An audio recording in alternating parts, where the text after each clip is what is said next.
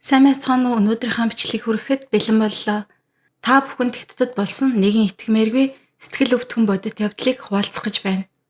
Нэгэн охин өөрийгөө морьшиг царайтай гэж итгэдэг болсон.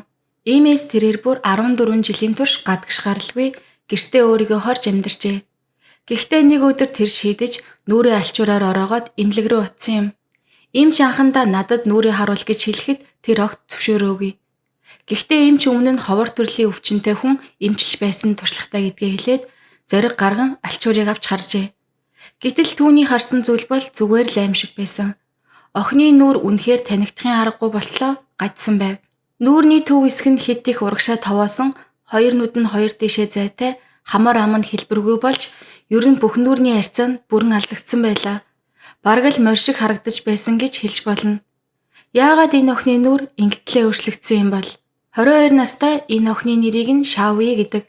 Бага наснда тэр бусад хүүхдүүдээс тутгааргүй хөөрхөн, өхөөрдөн охин байсан. Гэхдээ тэрний амьдрал 8 настайдаа сургуулийн босгыг алгасан цагаас эхлэн оронгоороо эргэжээ. Сургуульд орсны дараа Шаоигийн хараа огцон муудаж эхэлсэн. Самбарын бичиг харагдхаа болж гэрэлт нүдээ гүйцэд нээж чадхаа болсон. Эцэг их нь охиныхоо нүдийг эмчлэх гэж олон эмнэлгээр явсан ч харааг нь эмчилж амжаагүй байхад нүүр нь гэнэт л хачин хавагнаж эхэлсэн юм. Эмнэлгийн шинжилгээгээр охин нүдний мэдрэлийн хавдар буюу оптик мэдрэлийн хавдар гэх өвчнөтэй гэсэн онш гарчээ. Энэ хавдар нь нүднээс тархи руу мэдээлэл дамжуулдаг мэдрэл дээр үүсдэг бөгөөд нүд гадагш товох, хараа муудах, бүрэн хараагүй болох гэх мэт шинж тэмдэгтэй. Хамгийн хэцүү нь юу байсан гэж та бодож байна. Энэ өвчнийг эмчлэхэд хэдэн зуун сая төгрөг шаардлагатай байсан. Тэгээд ч эмчлэхийн амжилттай болох магадлал тэг хөв байв. Ингээд эцэг их нь аргагүй эрхэнд охиныхоо хагалгаанаас татгалзахад хүрсэн. Зүгээр л жаргалтай байсан амьдрал нь гинэтхэн зовлонгоор солигдчихсан юм. Хэтэрхий их өөрчлөгдсөн царайгаа бусдад харуулах айцтай болсон Шаои энэ үеэс эхлэн гэрээсээ нэг ч алхам гардгүй болсон. Ганцаардал айдас өөрийгөө үзэн ядах мэдрэмжүүд хуримтлагцаар яагаад заавал би гэж ингэж байхаар үгсэн дээр гэж бодох болтлоо хэцүү санагдах болжээ. Гэсэн ч тэр амьдрал бууж өгөөгүй.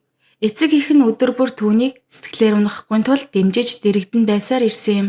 Харин нэг өдөр түүний амьдрал дахин нэгэн хар бараан зүйлтэй тулгарлаа. Ээж нь охиныхоо эмчилгээний мөнгийг олж гэр бүлээ тэжээхийн тулд өдөр шөнөгүй ажиллаж байгаад тархины тус харвал болж сэхэнд орсон. Тэрнээс хойш ээж нь огт ухаан орлоггүй зүгээр л нүдэ анаад хэвтэж байдаг болжээ.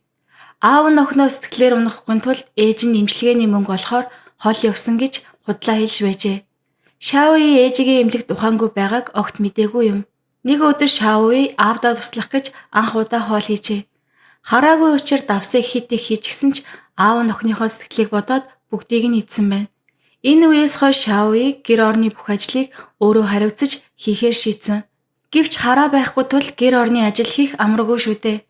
Нэг өдөр тэр гал тавганд хоол хийж яваад сандалд бүдэрч унжээ. Бүдэрч унахдаа нүүрэн дээрх хавдар нь шалыг мөргөж хүнд гэмтсэн.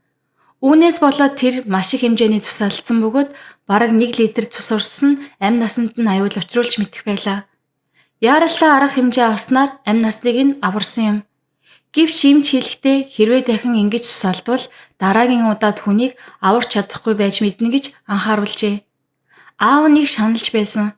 Ээж нь өвчтэй гэр бүлийн орлого бараг байхгүй нөхцөлд охиныхоо эмчилгээний мөнгө олно гэдэг бараг боломжгүй зүйл байсан. Ингээд аргагүй ирэхэд аав нь охиныхоо тухай түүхийг телевизэд илгээсэн юм. Тэр түүх нэвтрүүлгээр цацагдмагц олон хүн туслахыг хүсэж хандив цугларчээ. Эцэст нь Шаои мэрэгжлийн эмнэлэгт очиж эмчилгээ хийх боломжоор хангагдсан юм. Энэ бол түүний 8 настайгаас хойш анх удаа 14 жилийн дараа гэрээсээ гарч буй мөч байсан. Тухайн үед Шаои 22 настай байлаа. Аав нь охиныгоо хүмүүсээс хамгаалахын тулд нүрийг нь алчуураар халахалжээ. Эмнэлэгт хийсэн нарийн шинжилгээгээр Шаоигийн өвчин нь анх онцлогдсон нүдний мэдрэлийн хавдар биш, харин өөр гоц ховор өвчин болох фиброз дисплаз гэдэг оновчтой байсан. Энэ нь ясна хатуу биш, гээл мэт зөөлөн бодис болон хувирч аажимдаа бөөгнөрсөөр нүүрний хэлбэрийг эвддэг маш ховор төрлийн өвчин юм. 10,000 хүн тутамд нэгээс ч бага тохиолддог. Одоогоор бүрэн эмчлэх арга байхгүй. Зөвхөн месаслаар өөрчлөгдсөн ясыг авч нүүрний хэлбэрийг дахин засах арга л байна. Гэхдээ энэ месасл маш аюултай. Хэрвээ хагалгаа амжилтгүй болвол нүүр нь байхгүй болж бүр амь насанд нь аюултай байсан. Гэсэн Шауи болон аав нь хамтдаа эрсдлийг хүлээж хагалгаанд орохоор шийджээ. Хагалгаагаар түүний нүүрийг нээж зөөлөн гээл мэт бодисыг бүгдийг нь авч хаяна. Дараа нь титаниар ясыг тогтоож эрүүг анхны байралд нь буцаана. Хамрын бүтэц амны үйл ажиллагааг сэргээж хараагүй болсон хоёр нүдийг хиймэл нүдээр сольж хамгийн сүүлд бүх бүтцийг докторжуулан оёж дуусгах төлөвлөгөөтэй байлаа. Хагалгааны өмнө Шауи үсээ усуулж сэтгэлээ бэлдсэн ч Мисаслын өмнө ээжигээ харахыг маш их хүсч уйлан гуйсан. Гэвч аав нь дотроо шаналж байсан ч ээж чинь одоо эмчилгээний мөнгө олох гэж хичээж байна. Хагалгаа амжилттай болоод дуусахад ээж нь ирнэ гэж хэлсэн юм. Хэдхэн хоногийн өмнө ээж нь нас барсан байсан ч аав нь охинд хэлж зүрхлээгүй байв. Хагалгаа маш эрсдэлтэй цусаалталт ихтэй байсан ч эмч нарын ур чадварын ачаар Шауи амьд үлдэж чадсан. Хагалгааны дараа түүний нүур бараг тал хуваар багасж хамраараа амьсгалж амаараа ярьж чаддаг болжээ. Ухаан ормогцоо эхэлж асуусан зүйл нь ааваа ээж хаана байна? Та хэлсэн шүү дээ хагалгааны дараа ээж ирнэ гэж. Гэвч тэр үед аав нь нулимсаа барьж дэлэлгүй ээж нь нас барсан гэдгийг хэлжээ. Гэтэл Шауи ааваа та маш их зовсон гэдгийг мэдэж байгаа.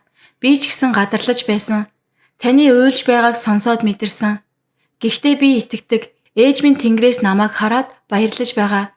Тийм болохоор би эдгэрнэ, би хүчтэй байх болно. Ээжийн орон зайг нөхөж чаддаг охин болно. Та битгий шаналаарай гэсэн. Хэд хоногийн дараа Шауи дахин 2 дахь удаагийн мэс засал хийлгэж нүрээ хэсэгчлэн сэргээжээ. Хэдийгээр цариу үлдсэн ч тэр нүрээ нуухгүйгээр гадуур явах зоригтой болжээ.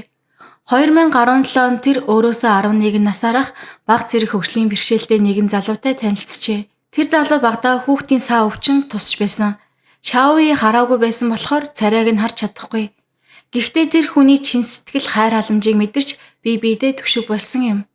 Шауи бидэнд гоо үзэсгэлэн гэдэг гаднаа бус сэтгэлдээ байдгийг жинхэнэ хайр гэдэг бие махбодоос хамаардагыг баталсан юм. 14 жилийн зовлон бэрхшээл туулсан энэ охин одоо цаашдын амьдралаа эрүүл аз жаргалтай өнгөрөх болтугай гэж чин сэтгэлээсээ хүсэж байна. Өнөөдрийн бичлэг энэ хүрээд дуусаж байна. Дараагийн бичлэгээр уулзцгаая.